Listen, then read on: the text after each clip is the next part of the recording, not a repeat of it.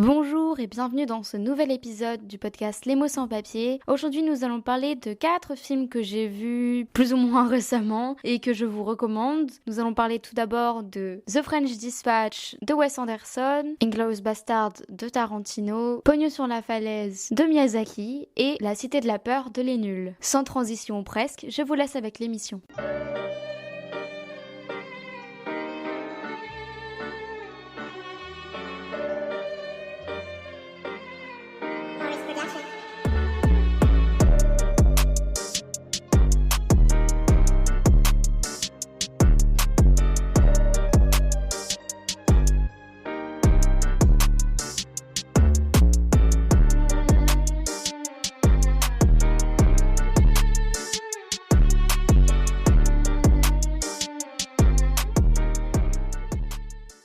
Tout d'abord, commençons par parler de The French Dispatch de Wes Anderson. Nous sommes à Ennui-sur-Blasé, ville imaginaire directement inspirée d'Angoulême et de cette France un peu datée qui semble tout particulièrement plaire à Wes. Un directeur de journal vient de mourir et les meilleurs articles du journal sont regroupés dans un recueil. Nous sommes plongés dans chacune de ces chroniques. Regarder ce film, c'est comme lire des nouvelles regroupées dans un même carnet en fait. On peut les regarder indépendamment, mais l'ensemble apporte un petit plus et rend cet univers plus concret. On passe donc dans les différentes histoires racontées, les enquêtes comme les faits divers. D'abord le récit d'une gardienne de prison servant de modèle à un délinquant artiste. Ensuite de 2 jeunes adultes écrivant un manifeste pour la liberté. Puis l'histoire d'un fameux chef et d'un kidnapping. Nous sommes guidés par Bill Murray qui représente ce formidable rédacteur en chef décédé qui, dans des flashbacks, laisse une liberté incroyable à ses employés dans l'écriture de leurs manuscrits. On a un peu de mal à se repérer dans le temps, c'est totalement fait exprès. Wes Anderson, il aime beaucoup faire ça pour permettre à ses films d'être intemporels. On voit très clairement que rien n'est laissé au hasard. J'adore ces scènes symétriques qu'on peut retrouver régulièrement chez lui, comme dans The Grand Budapest Hotel par exemple. C'est un film très narratif, bien que le dosage entre la part visuelle et celle des dialogues est presque parfait. Ma scène favorite, c'est cet échange irréel de qualité entre Lina Kudry et Timothée Chalamet. Ils avaient tous les deux un flux de paroles époustouflant et c'était des paroles très belles à entendre, et justement le fait qu'ils se les envoient comme une dispute ou un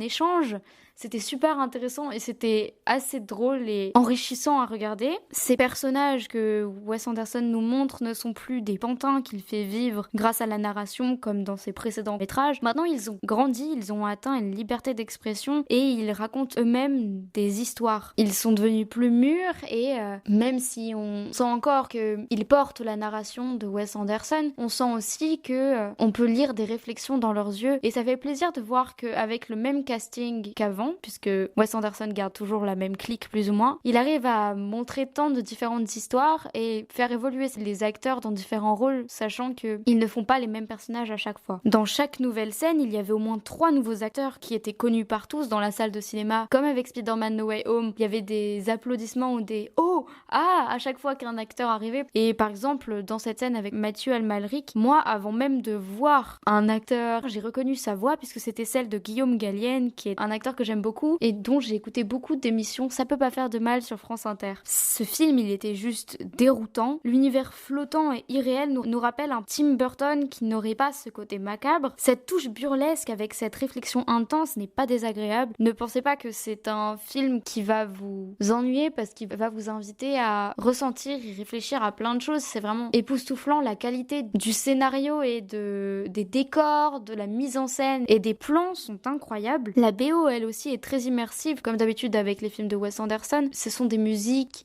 pas entêtantes, mais quand vous les écoutez, vous avez l'impression que vous les avez déjà entendues autre part. C'est un film presque conceptuel, mais attention aux mots, puisque c'est un film que je recommande à tous. J'ai passé un très bon moment. Ce que j'ai beaucoup aimé aussi, c'est qu'il y a de nombreuses références qui rendent l'expérience de ce film enrichissante. Par exemple, on a des références au New Yorker, au journalisme, à la France, et même si vous les connaissez pas toutes les références, vous vous rendez compte qu'il essaie de faire un clin d'œil à quelque chose et ça fait toujours plaisir. J'avais écouté la critique très divisée du Masque et la Plume sur le sujet, mais pour ma part, je ne peux que vous le conseiller puisque je n'y ai vu que des points positifs. C'est vraiment un film magnifique. Bloquez-vous juste 103 minutes.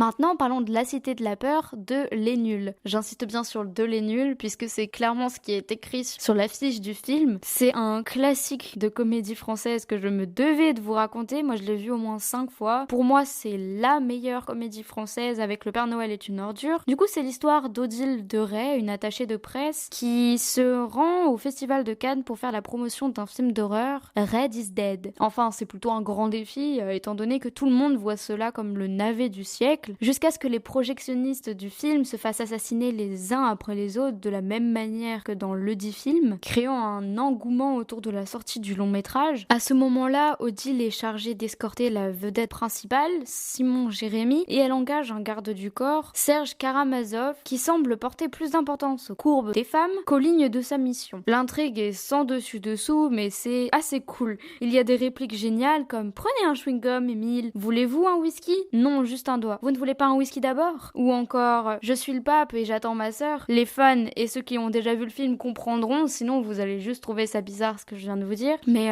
ce sont des répliques cultes qui font extrêmement rire, même au bout de la 5e fois, je vous assure. On a aussi une scène de carioca, qui est donc une danse qui n'est pas un tango ni un cha-cha, comme ils disent dans la chanson, qui est juste hilarante. Il y a certaines apparitions courtes de personnes célèbres, comme Eddie Mitchell ou encore Jean-Pierre Bacry. C'est vraiment un fou rire permanent. Par exemple, si vous le regardez la première fois et que vous connaissez pas toutes les blagues, vous allez en entendre qu'une sur deux. Certaines sont noyées dans le flot de délicieuses absurdités imaginées avec ingéniosité. Dans les acteurs, c'est toute la clique des nuls, notamment Alain Chabat. À force de le revoir, moi j'ai découvert des nouvelles blagues qui sont dissimulées, voire écrites sur des journaux, et qui ensuite, une fois que vous avez arrêté de vous intéresser aux blagues qui sont les plus vues, eh bien elles vous sautent aux yeux. En tout cas, on ne se lasse pas de ce film.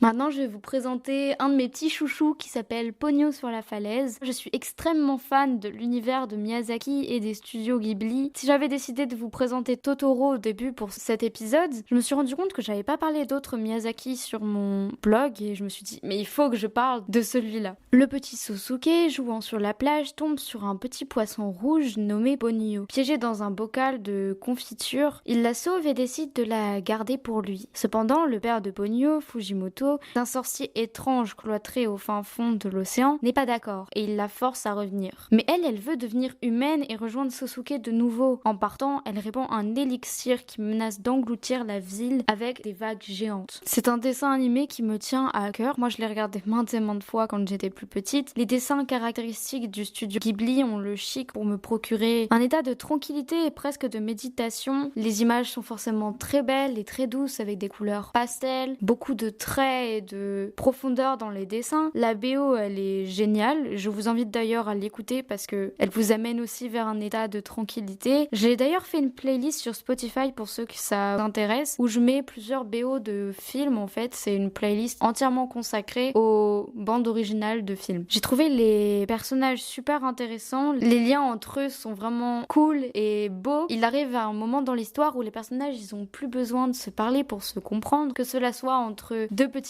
vieilles qui au début peuvent sembler mégères et qui s'avèrent être d'une très grande aide, ou bien même forcément entre Sosuke et Ponyo, ou Sosuke et sa maman. Encore cette histoire de la famille de cœur et la famille de sang, celle qu'on choisit et celle qu'on a. Moi j'ai beaucoup aimé l'histoire qui peut paraître simple comme ça à raconter, mais qui est vraiment pleine d'intrigues. Il y a beaucoup de rebondissements, il y a des choses inattendues, des gens qui marchent sur l'eau, des gens qui vivent sous l'eau. C'est aussi super beau et époustouflant d'imaginer une ville à moitié remplie d'eau. C'est comme Venise, sauf que les habitations ont aussi été englouties à moitié.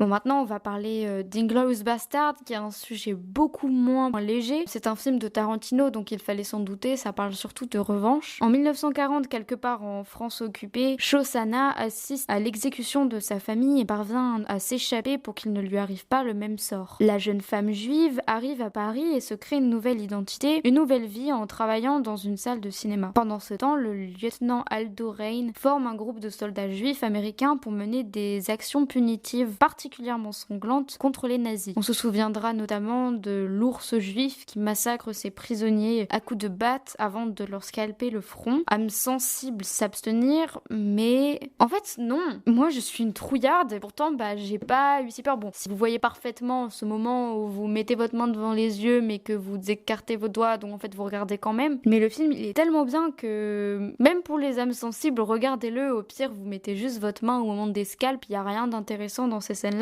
Ce groupe de soldats, ils se joignent à l'actrice allemande et agent secret Bridget von Hammersack, désolée si je l'ai mal prononcé, pour tenter d'éliminer les hauts dignitaires du Troisième Reich. Tandis qu'ils mettent en place ce plan ingénieux, Shosanna décide de mettre en œuvre une vengeance personnelle sanglante et touchante. Déjà, parlons de cette histoire qui est juste incroyable. Comme je vous l'ai dit précédemment, Tarantino, il fait souvent des récits de vengeance et de haine, mais là, il a, je pense, extériorisé peut-être certains fantasmes. Et si Hitler était mort, brûlé vif dans une salle de cinéma, tiens. Et si des Américains s'étaient vengés des nazis alors qu'on était encore dans une France occupée? Il y a beaucoup de suspense, beaucoup de rebondissements et d'action. C'est sans cesse de nouveaux personnages qui nous époustouflent par leur prestance et par leur jeu, ainsi que bien entendu par ces moments de vengeance. Les plans, ils sont très beaux et très caractéristiques du cinéma de Tarantino. Ces longs regards à la caméra, ces scènes intenses avec des clins d'œil cinématographiques à d'autres réalisateurs. On voit le film comme Tarantino l'a imaginé. Ce qui est dingue, c'est que vraiment entre Tarantino et Wes Anderson, ils nous livrent vraiment des visions très particulières de leurs univers. Je vous invite à rentrer dans leurs univers et il y a tellement rien qui est laissé au hasard qu'on est quasiment sûr que le film est retranscrit exactement comme il l'avait imaginé au début. On a aussi des décors d'époque qui sont lumineux et immersifs, comme par exemple cette salle de cinéma incroyable à la fin qui est juste magnifique, très bien faite. Tarantino est aussi adepte de ces dialogues à rallonge qui me régalent toujours autant. Les échanges entre les personnages sont originaux avec des phrases très littéraires. Ça ressemble d'ailleurs à ceux de Wes Anderson, mais dans ce film, lui, il a ajouté un polyglotte, Christoph Waltz, qui parle français, allemand, anglais, italien. Et c'est vraiment super intéressant parce que c'est toujours cool d'avoir un personnage qui parle dans plusieurs langues. Et là, de toute façon, moi, j'ai toujours été fan de la voix de Christoph Waltz que j'adore. C'est toujours un bonheur. On a un casting de dingue. Brad Pitt, Mélanie Laurent, Daniel Brühl, Michael Fassbender et j'en passe beaucoup. Tarantino, je pense que c'est l'un de ses meilleurs films. Bien sûr,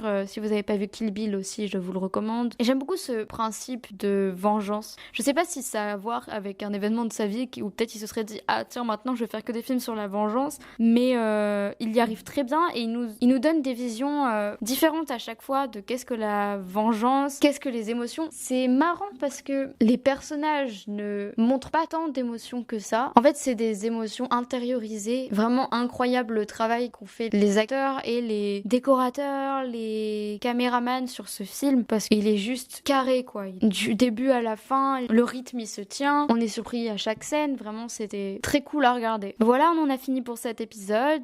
Dites-moi en commentaire ou sur mon blog qu'est-ce que vous avez pensé de chacun de ces films, si vous les avez vus, lequel vous n'avez pas vu, lequel vous voulez voir.